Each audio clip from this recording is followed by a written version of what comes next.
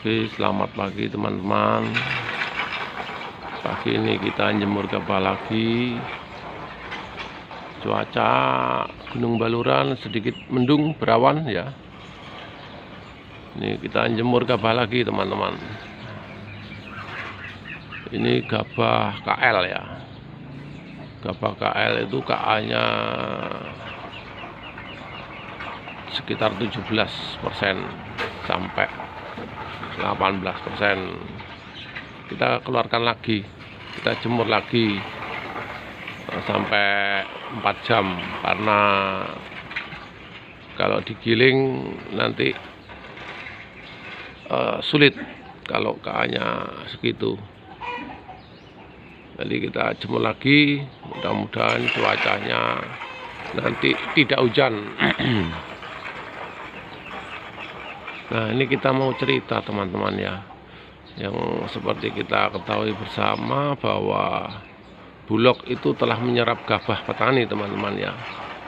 Harganya Bulog itu ngambil gabah 6.500 ya, itu harga KS teman-teman. Jadi gabah itu ada KS istilahnya ya, ada KL, terus ada gabah KG. Nah, itu. Jadi itu gabah KS itu gabah kering sawah teman-teman. Nah, gabah kering sawah itu ada standarnya teman-teman ya. Jadi KS itu berapa kadar airnya, itu harus kita pahami. Jadi Bulog itu menyerap gabah KS ya, kering sawah. Itu apakah ada standarnya? Apakah sontoran, ngawur lah, semua gabah diterima? Nah, seperti itu kan. Nah, jadi harus kita ketahui dulu itu. Nah, kalau seandainya Bulog itu menyerap harga gabah itu, harga KS itu 65, lantas di sawah itu apakah ya harus harganya 65? Nah, seperti itu kan. Harga di sawah itu apakah harus 65? Nah, ini harus kita pikirkan teman-teman ya. Jangan sampai nanti kita itu berpikiran, Bulog aja ngambilnya 65, masa di sawah harganya kok enggak 65? Nah, ya sama kalau kita misalnya pelaku usaha, kalau kita mengambil gabah, kalau kita menjualnya gabah 65, apa yang mungkin kita beli gabah itu harga 65? Ya pasti kita akan rugi. Jadi hitungannya kan, kalau Bulog itu ambil harga 65 ya, kan itu ada prosesnya teman-teman ya. Ada prosesnya di situ ada biaya transportasi, biaya tenaga kerja. Nah, di situ. Jadi harus dipikirkan di sana. Jadi jangan sampai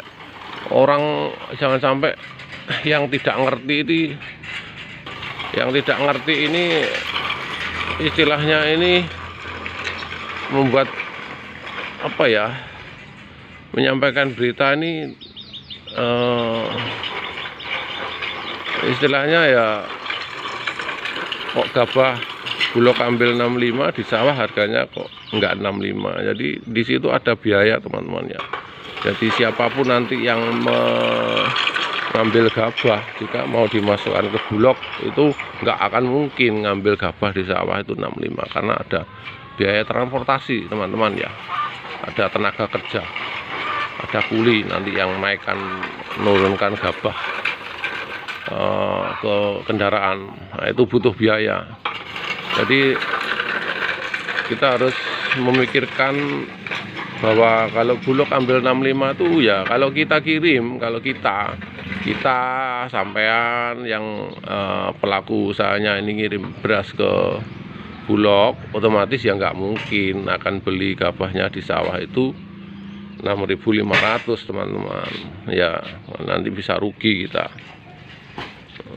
Jadi otomatis ya idealnya itu kuli sama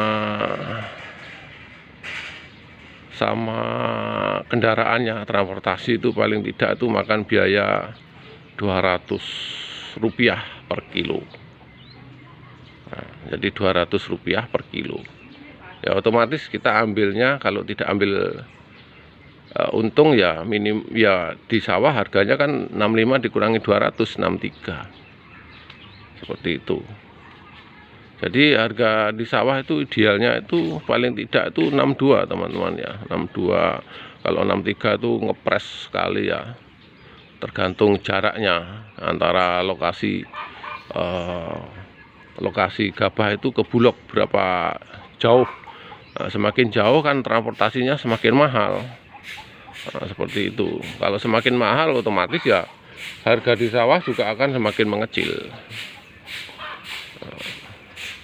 Demikian ya, paling tidak kita berpikirnya ke sana teman-teman ya. Jadi ya, kita seandainya jadi petani ataupun bukan petani, sebagai pendengar, nah, kita harus pahami bahwa di sana itu ada proses teman-teman ya, ada proses. Jadi seandainya Bulog ambil gabah 65 itu ada biaya-biaya yang harus dipikirkan. Nah, jadi kalau mendengar informasi harga di sawah gabah 6.000 atau 61 atau 62, ya kita lihat itu seberapa banyak biaya yang dibutuhkan untuk ngangkut gabah itu. Jadi harus kita perhatikan lokasinya di mana, tuh ya, lokasinya di mana, terus transportasinya susahnya itu seperti apa, kendaraannya, kan itu semua butuh biaya teman-teman ya. Nah, ini sekedar kita berbagi informasi, kita sharing-sharing teman-teman ya, sharing-sharing bahwa dalam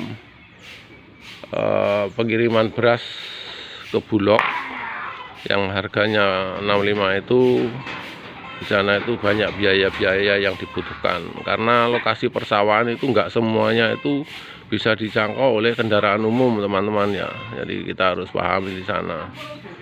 Nah, itu kadang-kadang butuh sampai 2 kali pemindahan kendaraan, dan itu membutuhkan tenaga dan transportasi ya, terkait dengan biaya tentunya ya. Nah, itu bisa mengurangi harga gabah di sawah teman-teman ya. Nah, seperti itu. Jadi ini kita berbagi apa ya, pengalaman di sawah ini. Jadi untuk yang tidak pernah di sawah, yang tidak pernah mengikuti atau tidak pernah melakukan pekerjaan seperti ini ya, kita berbagi pengalaman supaya kita bisa menghitung ya, bisa menghitung berapa sih idealnya itu harga gabah di sawah kalau Bulog ambilnya 65. Seperti itu ya, kita ada gambaran cerita ini, kita bisa akhirnya bisa memprediksi kok di sana itu harga gabah sekian, di sini sekian. Itu karena ada biaya-biaya yang dibutuhkan. Nah, tentunya biaya ini berbeda-beda sehingga harga gabah itu bisa sedikit berbeda teman-teman ya. Oke ya, terima kasih. Nah, ini kita berbagi cerita dan pengalaman supaya yang paling tidak yang tidak pernah tahu sedikit punya gambaran. Oke, selamat pagi teman-teman ya, selamat beraktivitas. Jangan lupa di subscribe. Oke.